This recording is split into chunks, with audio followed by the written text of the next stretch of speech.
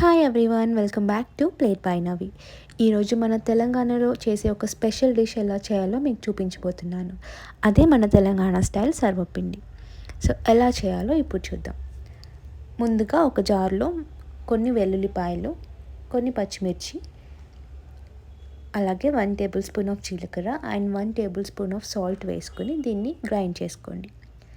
ఒక 2 minutes grind చేసుకుని ఇలా మెత్తగా పేస్ట్ లాగా చేసుకోవాలి. ఇలా చేసుకొని పక్కన పెట్టుకోండి. ఇప్పుడు ఒక గిన్నెలో బియ్యం పిండి తీసుకోవాలి.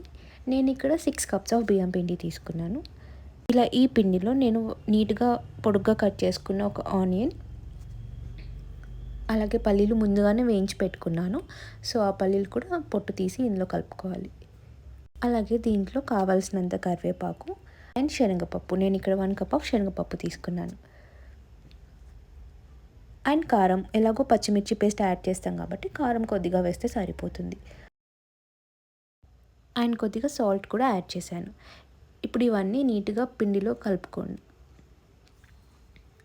ఇవన్నీ ఇలా కలుపుకున్న తర్వాత మనం ముందుగా గ్రైండ్ చేసి పెట్టుకున్న పచ్చిమిర్చి పేస్ట్ కూడా దీనిలో యాడ్ చేసుకొని కలుపుకోవాలి.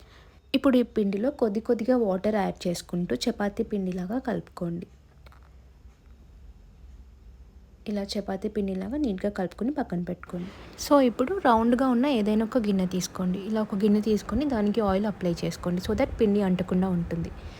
ఇప్పుడు కొంచెం పిండి తీసుకుని దాని గిన్నెలో ఇలా ఈవెన్గా రౌండ్గా ప్రెస్ చేసుకోవాలి. ఇలా ఈవెన్గా స్ప్రెడ్ చేసుకున్న తర్వాత మధ్యలో హోల్స్ చేసుకోండి, సో దట్ పిండి ఈవెన్గా కుక్ అవుతుంది అండ్ ఫ్రై అవుతుంది. ఇప్పుడు ఇది స్టవ్ పైన పెట్టుకొని సిమ్లో కుక్ చేసుకోవాలి. లైట్గా ఆయిల్ యాడ్ చేస్తున్నాను. ఇలా మూత పెట్టుకొని ఒక 10 to 15 మినిట్స్ సిమ్లో కుక్ చేసుకోండి. అంతే అని ఎంతో టేస్టీగా అండ్ యమ్మీగా ఉండే సర్వపిండి రెడీ అయిపోతుంది.